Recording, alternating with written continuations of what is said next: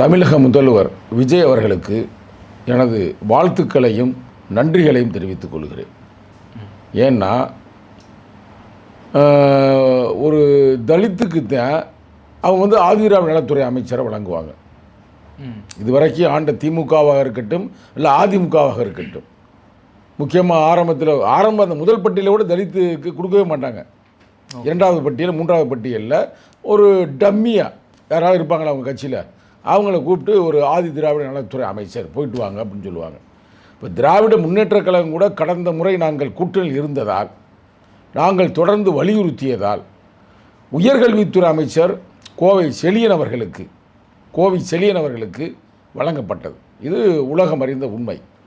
அது கூட முதல் ஆரம்பத்தில் வழங்கப்படலை. ஆட்சி முடிகின்ற தருவாயில் ஏறக்குறைய கடந்த லாஸ்ட் ஒரு 2 இயர்ஸில் அப்போ தான் அவருக்கு கொடுத்தாங்க. அதுதான் நடக்கக்கூடிய ஒரு செயல்பாடு.